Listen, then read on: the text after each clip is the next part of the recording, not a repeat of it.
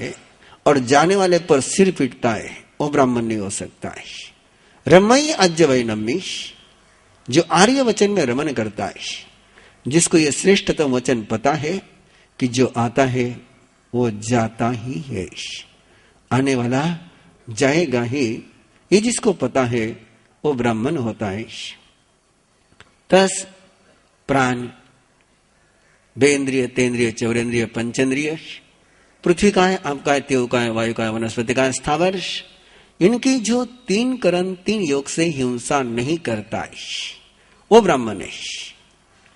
मन में क्रोध, मन में हास्य, मन में लोभ, मन में भय और ऐसी अनुभूतियों में रहते हुए जो बोलता नहीं है, क्रोध में आकर के जो बोलता नहीं है, हंसी मजाक में जो बोलता नहीं है, लुब्ध होकर के लालच से लोभी बन करके जो बोलता नहीं है, भयभीत होकर के जो बोलता नहीं है, वो ब्राह्मण है। पंच महाव्रतों की परिभाषा देते हुए आगे जाकर के कहा, नवी मुंडिये न समनो न ओंकारे न बंभनो न मुन्नी रनवासे न कुसचीरे न तवसो। केवल सिर का मुंडन करने के कारण से कोई श्रमण नहीं हो जाता, केवल ओंकार की ध्वनि लगाने के कारण से कोई ब्राह्मण नहीं हो जाता, और कोई जंगल में जाकर के रह गया तो उससे वो मुनि नहीं होता, और केवल कपड़े कुछ वलकल चीर पहन लिए तो तपस्वी नहीं होता। तपस्या की परिभाषा देते हुए, साधु जीवन की परिभाषा देते हुए प्रभु ने फरमाया, समयाय समनो होई, जिसके मन में समता आ जाती है वो श्रमण होता है, ब्रह्मचर्य से ब्राह्मण होता है, ज्ञान से मुनि होता है और तप के कारण से तपस्वी होता है। अपना ही कर्म, अपना ही जीवन का दृष्टिकोण, 4 वर्ण बहुत प्रसिद्ध है, ब्राह्मण, क्षत्रिय, वैश्य और शूद्र, लेकिन ये जन्म से नहीं है, इनका एक जीवन का विजन है, एक जीवन का दृष्टिकोण है। ब्राह्मण वो है जो किसी भी समस्या का समाधान संवाद से करने का सामर्थ्य रखता है, ज्ञान से करने का सामर्थ्य रखता है, वो ब्राह्मण है। जो समस्या के समाधान के लिए संघर्ष करता है वो क्षत्रिय है। जो समस्या का समाधान बिजनेस के द्वारा, देन लेन के द्वारा करता है वो वैश्य है। और समस्या आने के बाद जो रोकर के समाधान की कोशिश करता है वो शूद्र है। ये 4 वृत्तियां हैं जीवन की, ये जीवन को जीने की 4 शैलियां है। बोधपूर्वक जीवन को जिए वो ब्राह्मण है, संघर्ष के साथ जीवन को जिए वो क्षत्रिय है, लेन देन कर करके जीवन को जिए वो बिजनेसमैन है, और रोता रोता जिए, रोता रोता रहिए, ये रोए वो रोए वो रोए, अर्थ ध्यान रौद्र ध्यान करते हुए जो जीता है वो शूद्र है। और प्रभु ने फरमाया कि जीवन में जीना है तो ब्राह्मण बनकर के जीना है, न संघर्ष, न सौदेबाजी, न रोना, केवल बहुत संपन्न होकर के जीना है। और जब विजय घोष ने सारा सुना, उसके अंतर में एक आलोक का प्रकाश हो गया है। उसको लगा कि मैं गलत राह पर हूं, सही राह पर है, और उन्होंने वंदन किया। एक बात तो पक्की बंधु हो, उस समय के लोग किसी की श्रेष्ठता को ज्ञात करने के बाद स्वीकार करने में देर नहीं करते थे। महसूस हो गया कि नहीं ये सच्चाई है, तो उसके पीछे फिर कोई आग्रह नहीं, कोई धारणा नहीं, कोई पकड़ नहीं, सहजता से सरलता से जुड़ जाते थे। अन्यथा कल व्यवहार भाष्य की टीका में एक छोटा सा प्रसंग गया कि 2 संत जा रहे, 2 गीतार्थ मुनि जा रहे हैं, और 2 गीतार्थ मुनियों में यहां एक चर्चा का विषय छिड़ गया कि ये सचित है कि अचित है। एक ने कहा कि ये सचित है और दूसरे ने कहा कि अचित है। बड़ी मुश्किल हो गई, दोनों ही समझदार और दोनों में विवाद शुरू हो गया। तो जो सचित कहता था उसने अचित्य कहने वाले के वर्ष विश्वास व्यक्त करते हुए कहा कि जो तुम कहोगे वो मैं स्वीकार कर लूंगा, तुम तीर्थंकर परमात्मा को स्मरण करके बताओ कि सच में ये सचित है कि अचित्य है।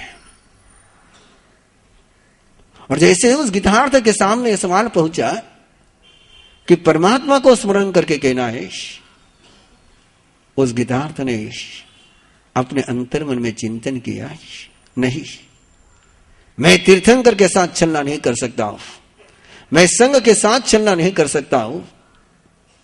और अंतर मन में निर्णय करते उसने कहा कि नहीं, तुम जो कहते वो सत्य है, मैं कहता हूं असत्य है। कैसे वो लोग रहे होंगे, कैसा वो हृदय रहा होगा, कैसी वो सरलता रही होगी कि एक सामने परमात्मा का नाम आ गया तो अपने अंदर की सारी माया का विसर्जन हो गया। विजय घोष ने बड़ी सरलता से, बड़ी सहजता से कहा कि नहीं, हमसे गलती हो गई, हमें माफ करो और तुम ये आहार ग्रहण करो।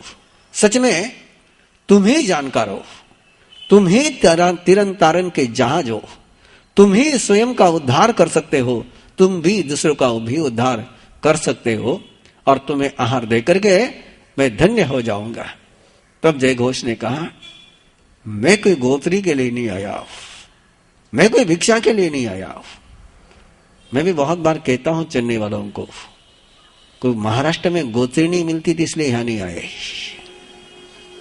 महाराष्ट्र में कोई बखान सुनने वाले नहीं मिलते थे इसलिए यहां पर नहीं आए। न गोत्री के लिए आया है, न बखान सुनाने के लिए आए, आए तो केवल एक बात के लिए कि जिन शासन को जीवंत करने के तरीकों से आपको जोड़ने के लिए आए, और कोई उद्देश्य नहीं होता है हर तरह का। जय घोष ने कहा विजय घोष से, मुझे कोई आहार से लेना देना नहीं है, मुझे तो लेना देना तेरे से, मुझे तुम्हारे धन से लेना देना नहीं, मुझे तुम्हारे मकान से लेना देना नहीं, मुझे तुम्हारे बिजनेस से लेना देना नहीं, मुझे लेना देना है तो तुम्हारे जीवन शैली से, तुम्हारे ज्ञान दर्शन और चरित्र से। जय घोष ने कहा विजय घोष से कि नहीं, मेरा संबंध तो तेरे से है, मैं तेरे लिए आया हूं, तो इस भयावह संसार में भ्रमण मत कर, इस भयानक जंगल में मत भटक जा, आ जा प्रभु के राह पर। और जय घोष ने विजय घोष से कहा, तुम दो मिट्टी के गोले होते हैं, दो मिट्टी के गोले होते हैं, एक गिल्ला होता है, एक सूखा होता है। गिल्ला गोला यदि धरती दीवार पर फेंका तो चिपक जाएगा, सूखा गोला यदि दीवार पर फेंका तो टूट जाएगा।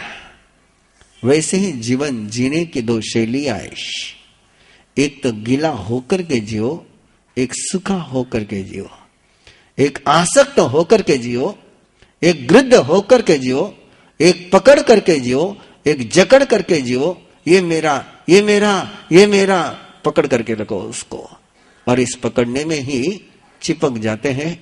और जो कहता है कि नहीं, ये मेरा नहीं है, मेरा तो केवल ज्ञान दर्शन और चरित्र है, बाकी तो सारा पुद्गल का है, संसार का है, उसको कोई बंधन नहीं लगता।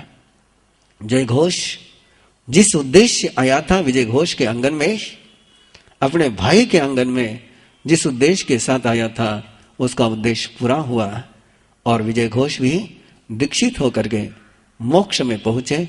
दोनों ही भाई मोक्ष में पहुंचे। ऐसा ही अनुष्ठान इंदौर में चल रहा था। एक दीपक ठाकुरिया उत्तराधीन सूत्र का अनुष्ठान इंदौर चल रहा था।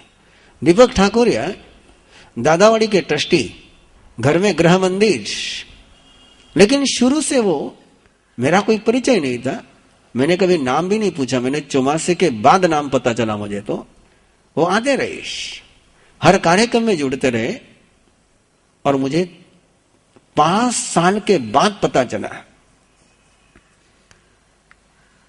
एक स्थानकवासी भाई, उन्होंने, उनका दोस्त था और वो आता नहीं था महावीर भवन में, गुजराती था हरमेश भाई, उसकी मां आती थी, वो नहीं आता था, कि उसकी धारणा थी कि महावीर भवन में जो भी श्रवण सिंह के संत आते हैं वो तो केवल कपड़े के संत होते हैं, उनके पास नहीं जाना, ऐसी उसकी धारणा थी, इसलिए वो आता नहीं था। लेकिन ये दोनों परस्पर में दोस्त थे, और एक बार दीपक ठाकुरिया ने उस गुजराती भाई से, हरमेश से कहा, अरे मैं मंदिर मार्गी होकर के रोज उत्तराधीन सूत्र की आराधना के लिए जाता हूं, तुम स्थानकवासी होकर के नहीं आते हो? उसने कहा कि नहीं, मैं नहीं आता वहां पर। बोले तुम मेरे कहने से एक बार आ जा, एक बार तो आ बोले। और एक बार उत्तराधीन सूत्र की आराधना के लिए आया और उसके बाद तो ऐसा जुड़ गया, ऐसा जुड़ गया। और ये मुझे उसी गुजराती भाई ने बताया, जब मैंने उसको कहा कि तुम बहुत गहराई से जुड़े, बोले महाराज साहब ये दीपक ठाकुरिया की कृपा है, उसने मुझे जोड़ा इसके साथ, और उसके कारण से मैं आज उत्तराधीन सूत्र के साथ जुड़ा हूं। आज वो व्यक्ति अपने जीवन के किसी भी समस्या के समाधान के लिए, किसी भी समस्या के समाधान के लिए उत्तराधीन सूत्र के अलावा और किसी का आलंबन नहीं लेता है, किसी का आलंबन नहीं लेता है। चाहे उसके व्यवसाय की समस्या हो, चाहे उसकी बीमारी की समस्या हो, चाहे उसको कहीं जाना हो, कहीं आना हो, जाना कि नहीं जाना ये किसी ज्योतिषी को जाकर नहीं पूछता है, वो उत्तराधीन सूत्र को पूछ लेता है कि जाओ कि नहीं जाओ। उत्तराधीन सूत्र को पूछ लेता है और आराम से उसको उत्तर मिल जाता है। हर सवाल का जवाब उसका मिलने ही जाता है। और ऐसी सुंदरतम आराधना वो करता है, शायद हो सकता है तुम्हारा भी कोई विजय घोष हो, तुम्हारा भी कोई विजय घोष हो और वो तुम्हारे आंगन में आने की बाट देखता हो।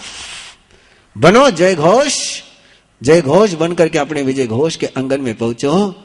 और केवल भाइयों के लिए ही संकेत नहीं था, माताओं और बहनों के लिए भी संकेत था कि पत्रिकाएं महासंघ ने 10,000 छपाई है और 10,000 में से एक भी पत्रिका पर एड्रेस हमने नहीं लिखना है, हमारे तो पचका नहीं। मैं ना तो दीक्षा की पत्रिका पर एड्रेस लिखता हूं, न चौमासे की पत्रिका और एड्रेस लिखता हूं। मेरे द्वारा कोई पत्रिका पोस्ट होती ही नहीं है।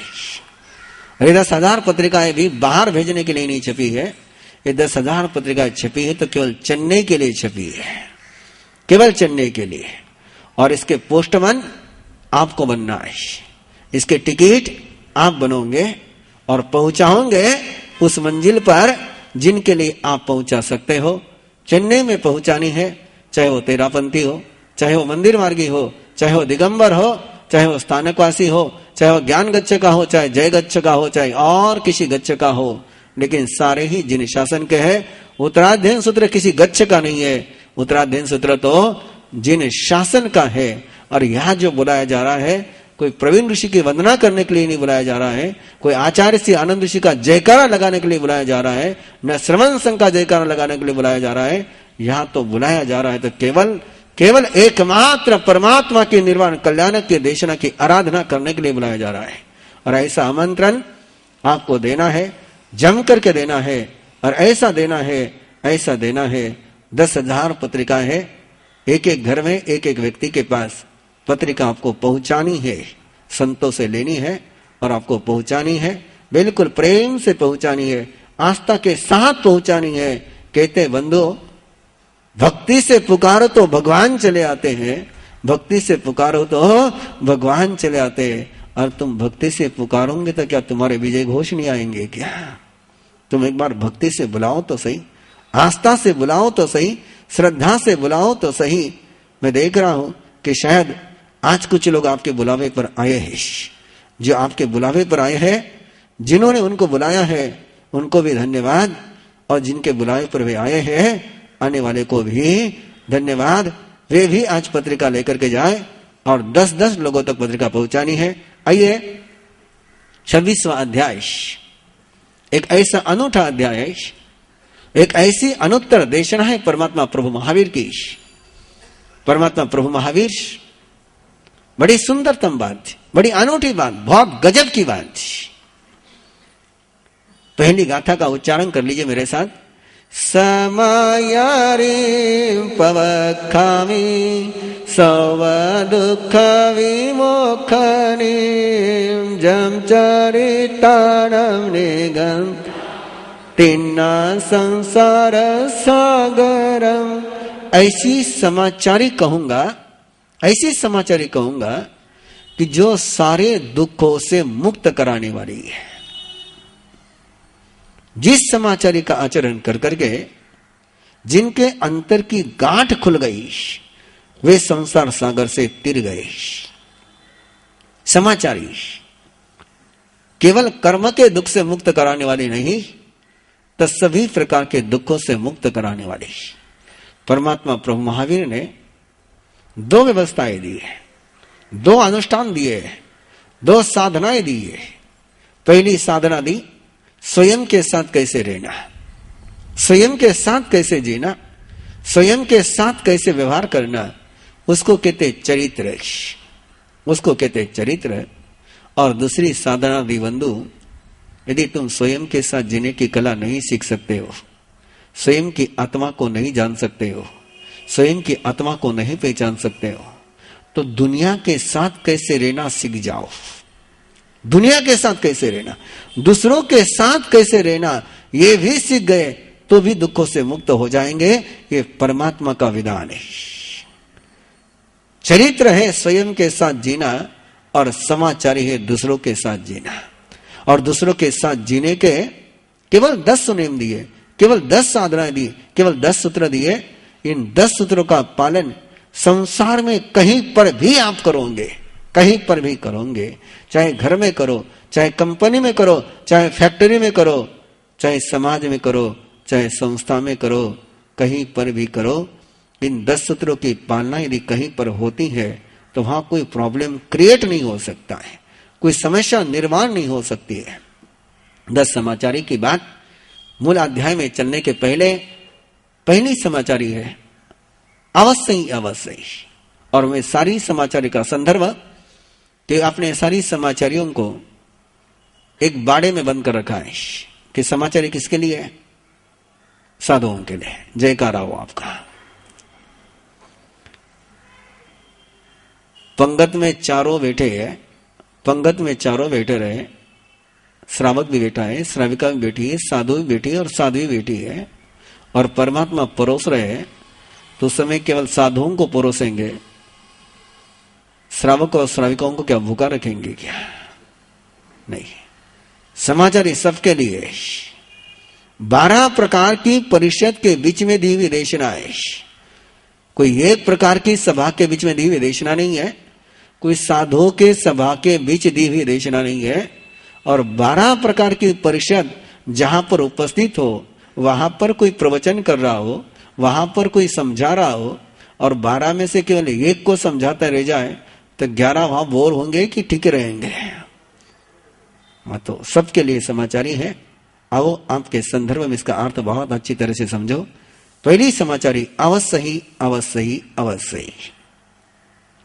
जब आप घर से बाहर निकलते हो, किसी काम के लिए निकलते हो, किसी बात के लिए निकलते हो, स्वयं के बल पर जाओगे, पता नहीं कितने उलझने खड़े कर जाओगे।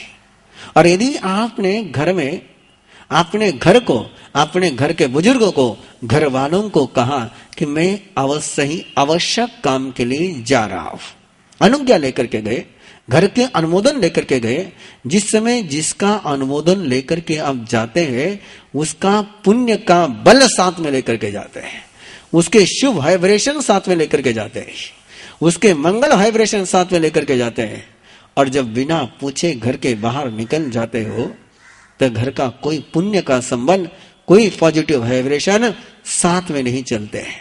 पहला सूत्र है। और यदि तुम घर के पॉजिटिव वाइब्रेशन अपने बुजुर्गों के, माँ बाप के, वरिष्ठों के, ज्येष्ठों के मंगल वाइब्रेशन साथ में लेकर के जाओगे तो तुम्हारे रक्षा कवच का काम करेंगे।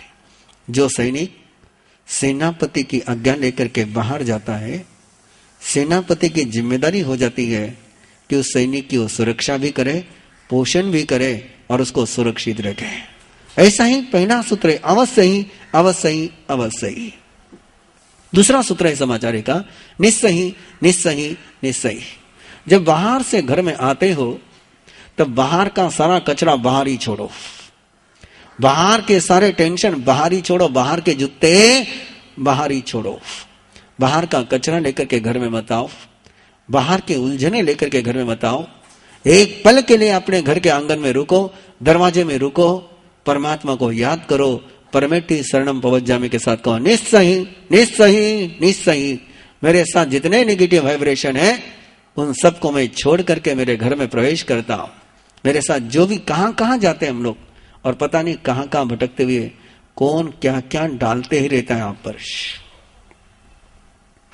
कपड़ों पर कोई पिचकारी आ जाए तो पता चल जाती है, कपड़ों पर कोई गंदगी आ जाए तो पता चलती है, लेकिन आंखों के माध्यम से सारी दुनिया आपको देखती ही रहती। जहां जाते हो देखती ही नहीं, केवल अपने आंखों के माध्यम से अपने वाइब्रेशन भी डालती ही रहती है। और वो सारा वाइब्रेशन का कचरा लेकर के जब तुम घर में जाओगे तो कितना ही घर प्रसन्न होगा, तो दूध फटे बिना नहीं रहेगा। इसलिए दूसरा सूत्र है निस्सही निस्सही निस्सही। तीसरा सूत्र है अपुच्छना। कोई काम करना हो, अच्छा काम करना हो, गलत काम करना हो, सही काम करना हो, उल्टा काम करना हो,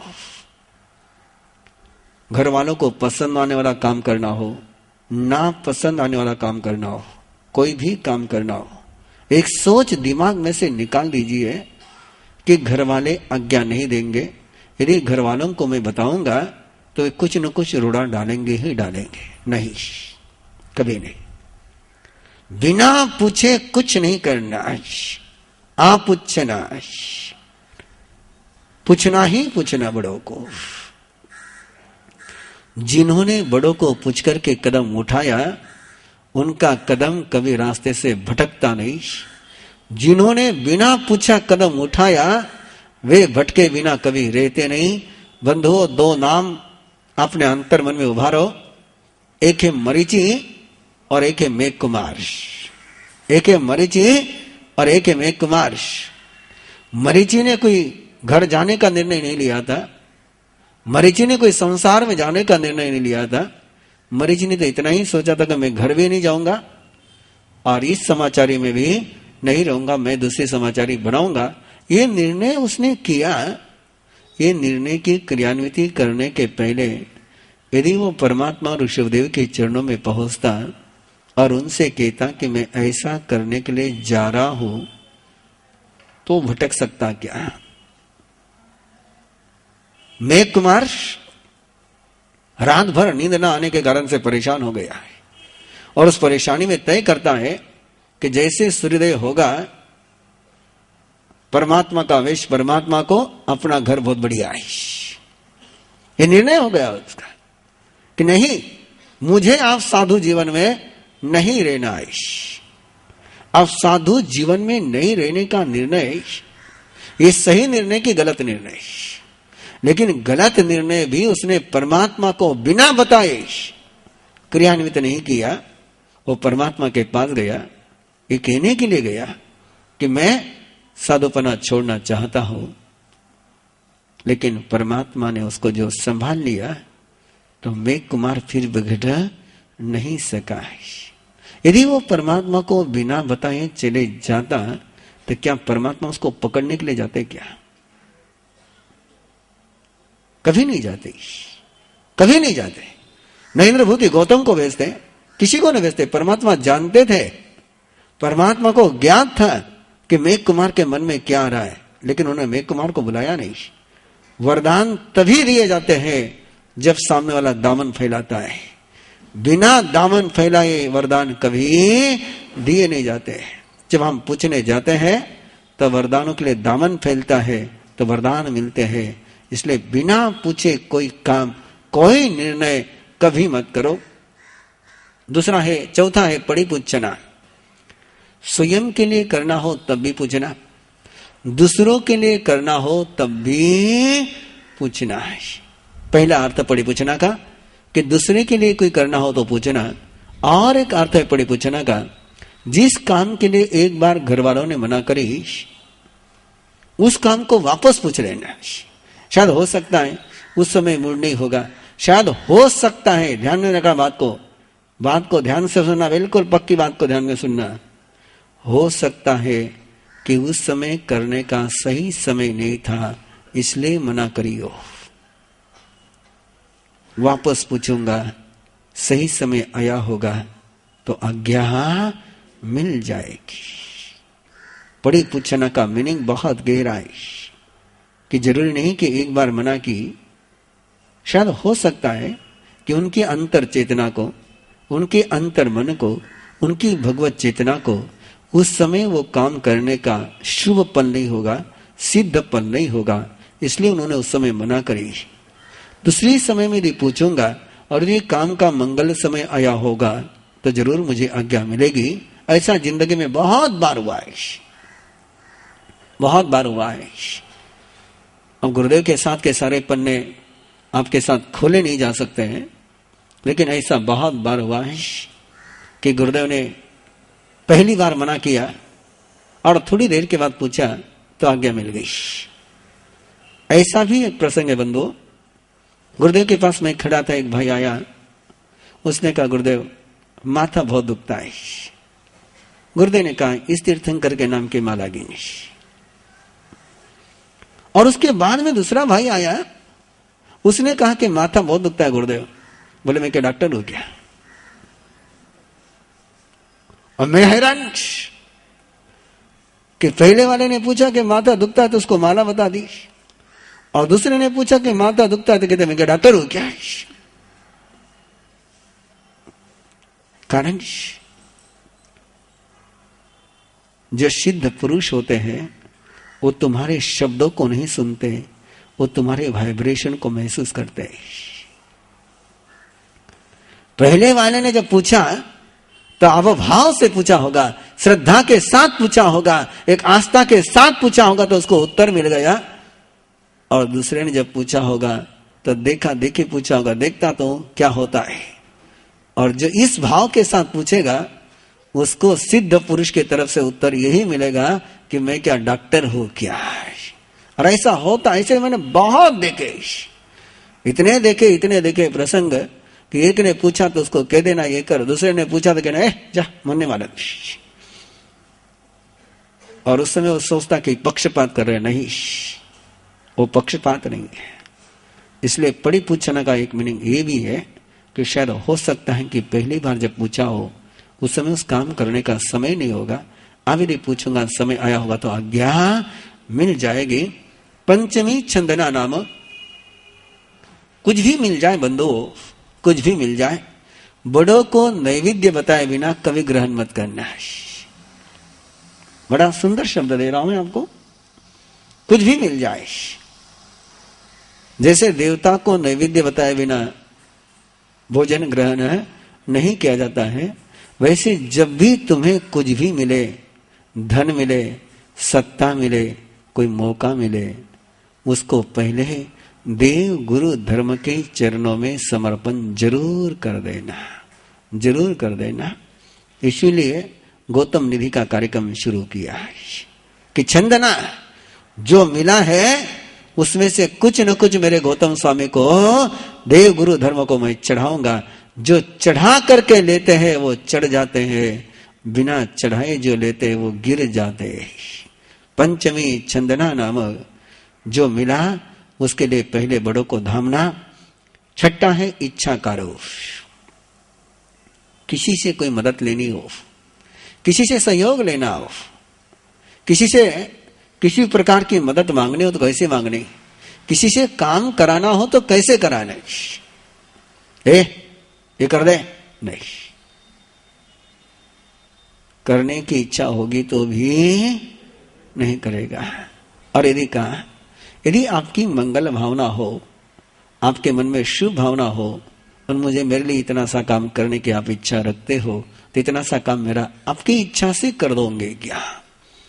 अब सामने वाले की इच्छा नहीं भी होगी तो ना तो कह नहीं सकता है कि आपने उसको बड़प्पन दे दिया है, उसको बड़ा बनाया है, और जिसको तुम बड़ा बनाते हो वो इनकार नहीं कर सकता। इसको तो इच्छा कारो समाचार।